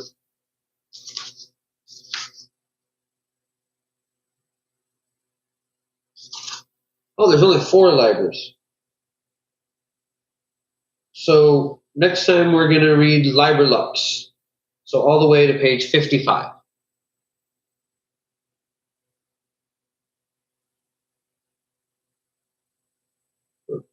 I forget what he said about sorcery. That should be fun. And I guess the Liber Null is only 103 pages. Whole thing. And after that, it's Psychonauts. I think we probably will run reading Psychonaut too. Yes. This one was for MMM, and next one will be for Liber Lux. That'll take us all the way to page 55.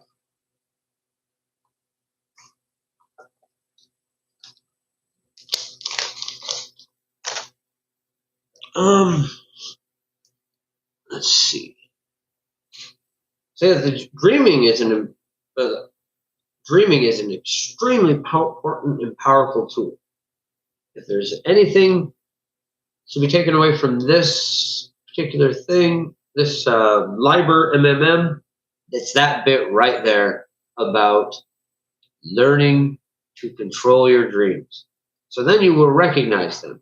But also, while we're on that note, I was going to bring up, that's how you can tell if you are in your own inner mental realm, like in dreaming within your own head, essentially, or if you've entered, or if you've actually astrally projected, or onto the astral realm, or entered into the larger mental realm, is when it isn't as easy to control things. Where it gets to where you can't just suddenly change the scenery, you can't pause everything, or rewind it, or do any of that stuff. That's when you know you've gotten outside of your inner realm. And now, like Griffin, I'm not trying to say anything negative about your remote control there. What I'm in your scripts, because especially what you're doing there is where you're shifting realities. That is done from the inside. That is done from that area. I'm talking, but that is a little bit different than a astral projection. It's like when you get a full out of body experience, your remote probably doesn't work.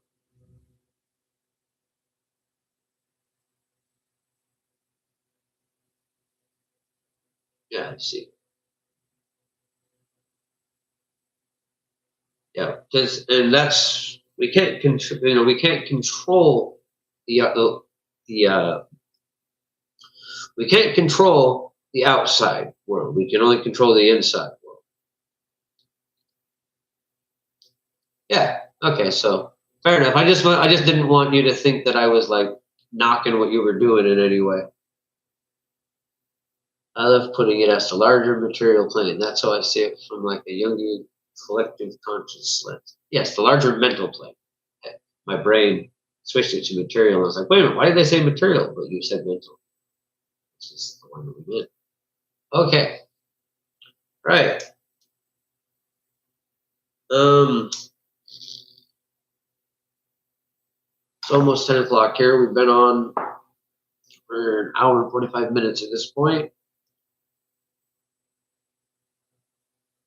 Yeah, there's various layers of it, indeed.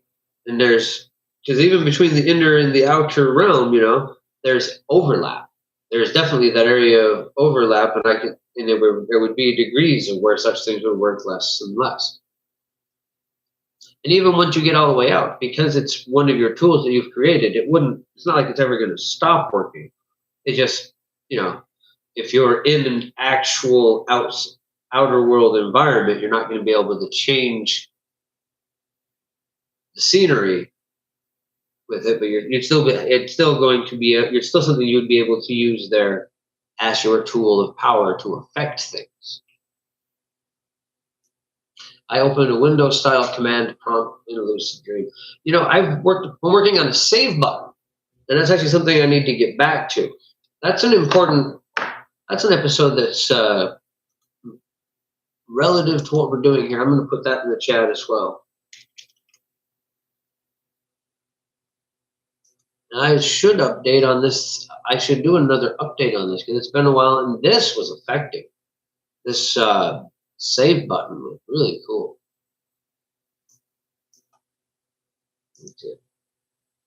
Oh, that's not. What am I doing here? There we are.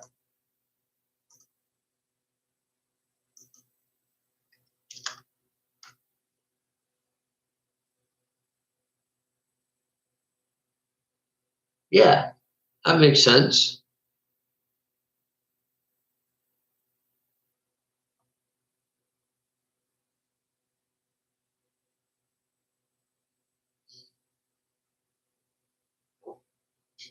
Of course, yeah. There's also inner layers.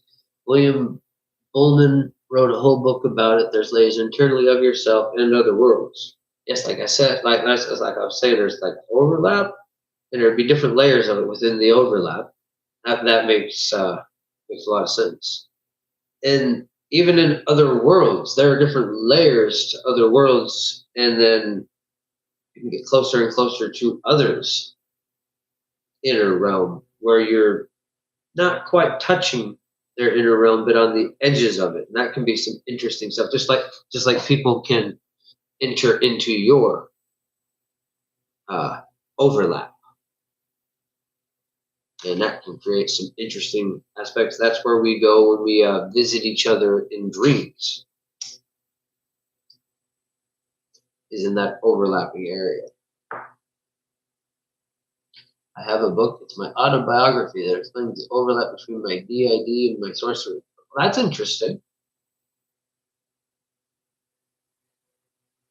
If you have a link available, you're welcome to put it here. Like if you have that book on Amazon, if your book is published. I just immediately assumed it was a print-on-demand book because that's where I have the Sorcerer's Shadow and all that, and all those works. But I'm quite curious about how it works with the actual DID and sorcery. It's actually kind of something I've been thinking about a bit lately. Because, like I said, I'm a bit of a plurality myself. Right on. Self-published on your blog. Hey, Agatha, not Agatha. We just finished talking about the Liber MMM. And this particular one was on sigil work. We talked about dreaming here at the end. And there's a lot of me critiquing Peter Carroll on it. Well, not Peter Carroll himself, but I don't fully agree with the work in a lot of ways. The primary thing being that he talked a lot about how a sigil shouldn't look like its intent, and I think that it should resonate its intent. It should be sigil should be symbolic of its meaning.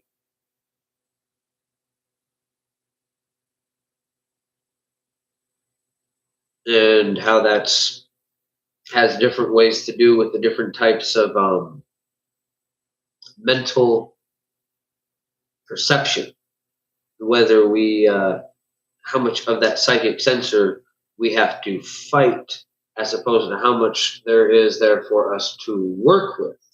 And if there's enough psychic sensor that you're fighting, feeding it by hiding what you're doing by making a sigil that doesn't look anything like what it's actually supposed to do might help. But I feel like if you were doing that, what you want to do is not let your mind realizing you were practicing spellcraft at all.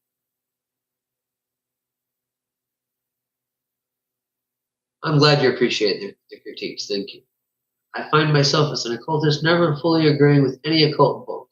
Perhaps ironically, and yet I love occult books strongly. And I think that's all of us, Max. I think that's all of us.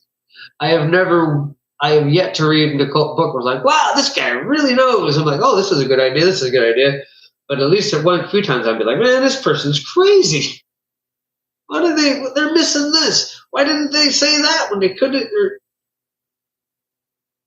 When we are reading the thing that we are really into, we're always going to see the flaws in the other people's works. But that's part of the help. That's part of what makes them helpful. Because we see the things they missed.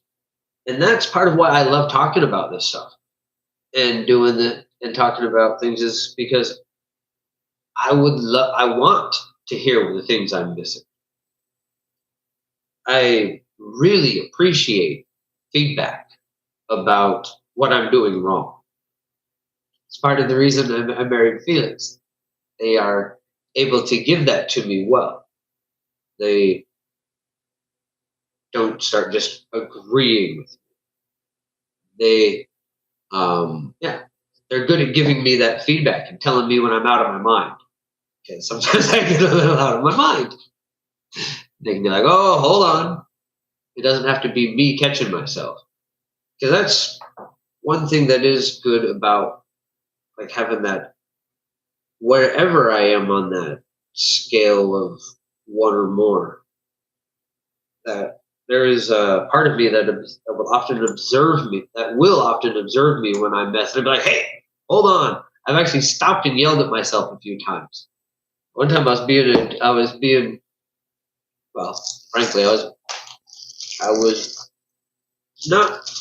being kind of mean to my girlfriend at the time, and I was starting to get a little loud. And all of a sudden, I said, "You're being an asshole! Sit down, shut up, and leave the poor girl alone!" She had the funniest look on her face when I suddenly told myself that, and sat down and shut up and left and started being nice again. But I was starting to be a jerk. Somebody had to tell me. Somebody had to tell me I was being a jerk and I needed to shut up, and she wasn't going to do it. I guess I chose to. I'm not usually the type to yell at people. So they're clear. Like I said, when I did, I caught myself yelling at me instead.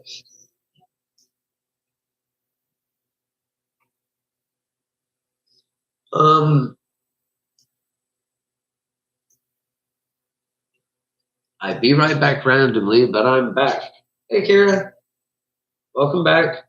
We are kind of getting towards the end of the episode here, I think, though. We've talked about everything in the book that we had to talk about. We're kind of at the open forum at this point. Questions about the book, or at this point, let's really kind of open up the floor if there's people have any questions about chaos magic in general or different stuff they may have seen on my channel. I put in a link a little while for an episode about the save button. That worked out really well. And that's really all it was, literally, is I'd imagine a save button in my dreams and push it. But in order to get myself to remember that, the first couple of times, I actually wrapped a string around my finger to remind myself to use the save button. And it would help me not only help me remember the dream, but could actually even kind of get back to the dream where it would left off. It wound up having some other effects too. Like I had a dream where I was working as part of a bank heist. We were trying to solve the oh my gosh, my mind.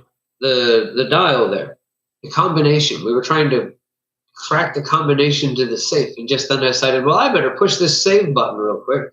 I push the save button and it cracks the safe. All of a sudden they went, zoop, safe crack. Indeed, I get that. What tech do you use to meditate yourself to sleep? Well,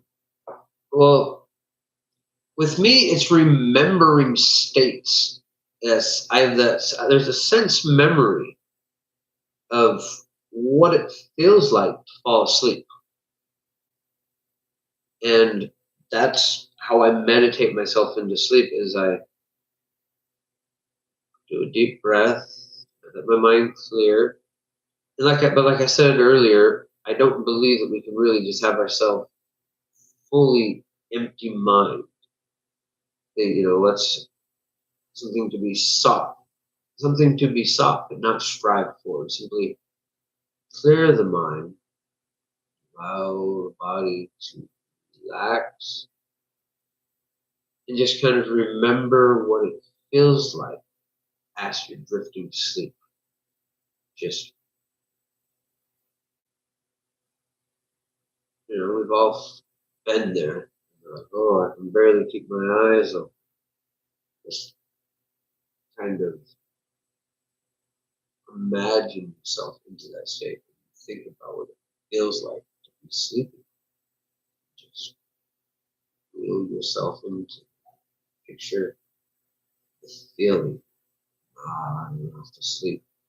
And then if you're trying to do the technique I was talking about in the dream, or in the book, about controlling your dream, then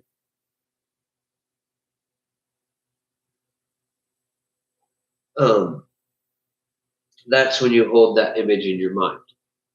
Like as you're wheeling yourself into sleep and imagining, a lot of times when we're doing that drifting into sleep, you'll start even getting bits of dreams and just kind of push it in, dropping in that bit of an image.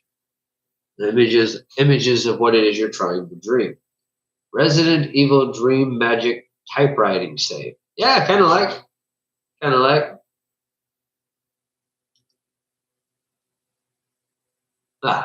Love right back at you, Max.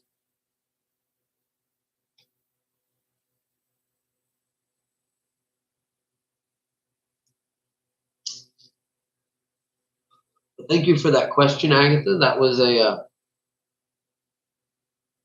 that you reminded me of something I was gonna talk about with the save button when I brought it up before and just kind of got out of it and allowed me to clarify.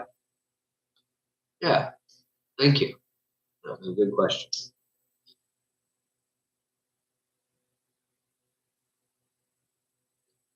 Yeah, so we read Liber MM this time, up to page 23.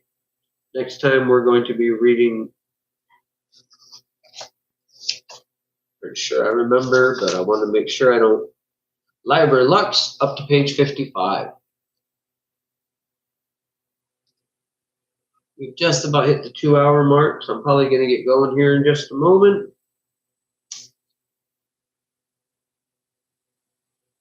Said though, we are just open forum this time. If you have any questions about the material discussed or any questions about magic in general, this is an opportunity to ask those questions.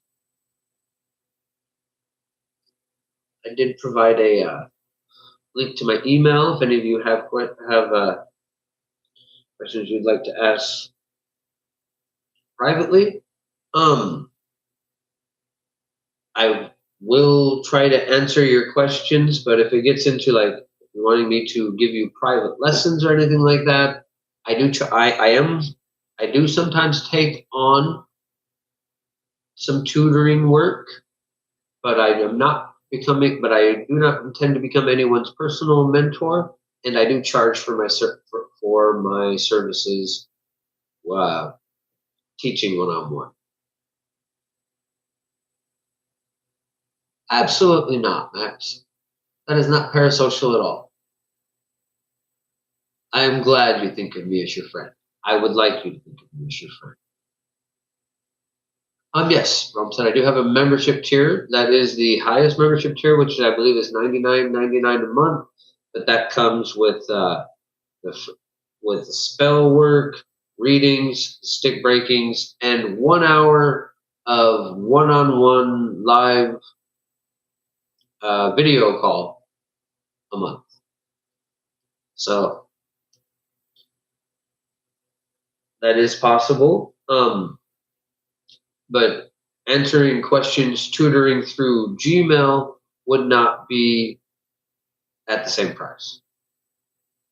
Now, if you want to have a private call, like I said, that's probably going to be about $100 an hour.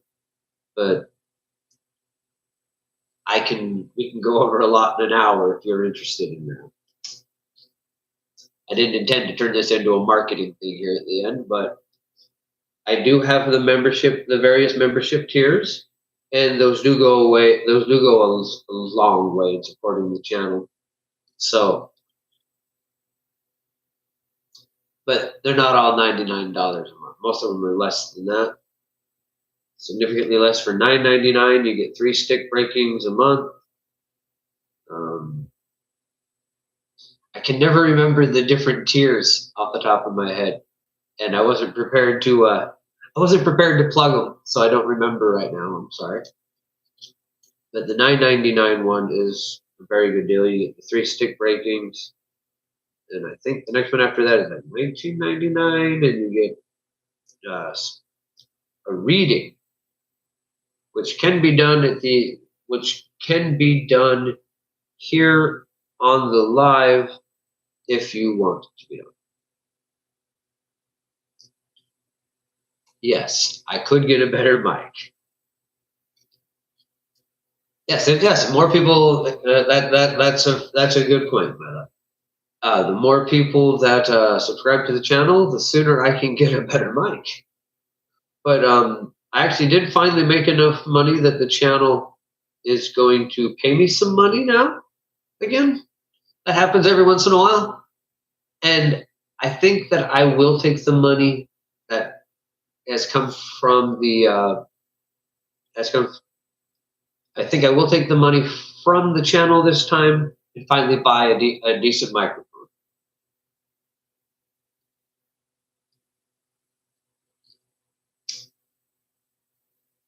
Sorcery gaming, hell yeah.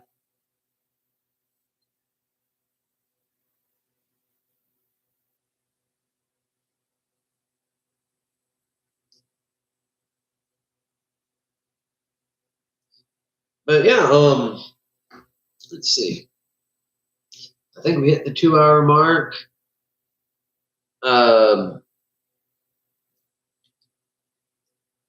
feeling a little hesitant to go all of a sudden. I feel like there's something more, we're missing something here still. Let's see. Let me just go back over the reading material one last time. I feel like we're missing something. There's something more that I wanted to say. It's the trance for achieving gnosis is,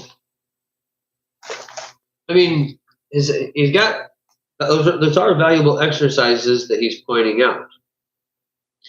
And if you're starting really at the beginning, perhaps that is the place to start. But I feel like most people, when they come to chaos magic, they've probably already practiced a little bit of Wicca, or something.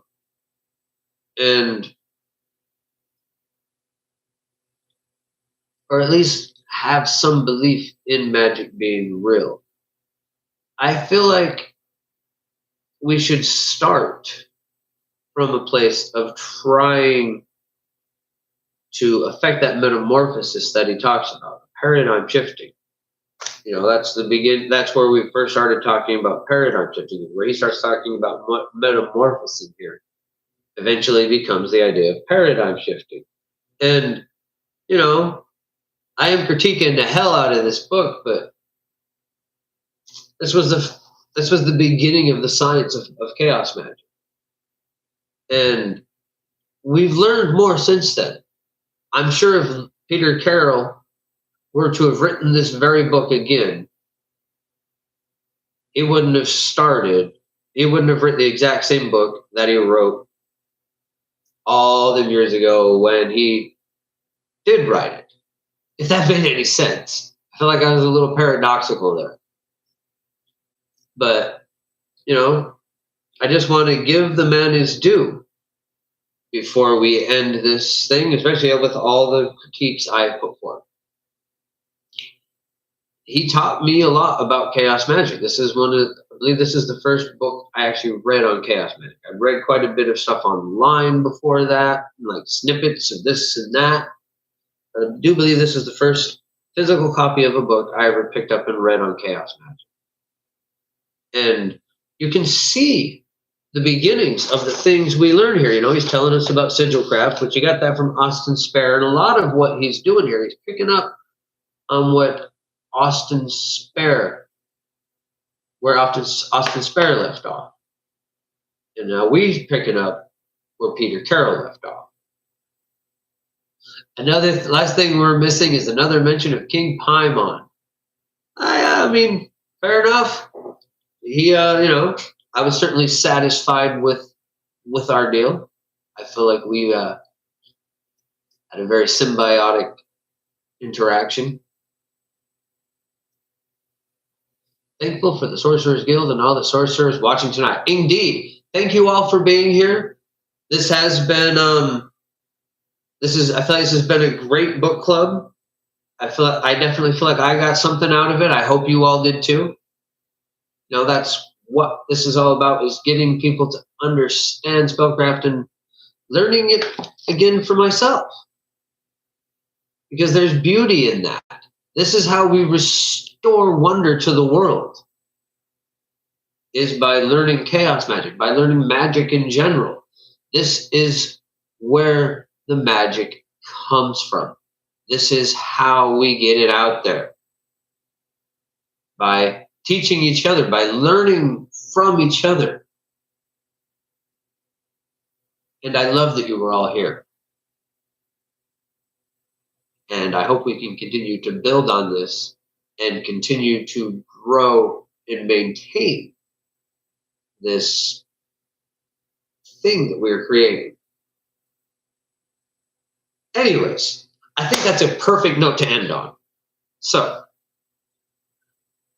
until next time, bright blessings and an interesting fate. This has been Sorcerer Tal.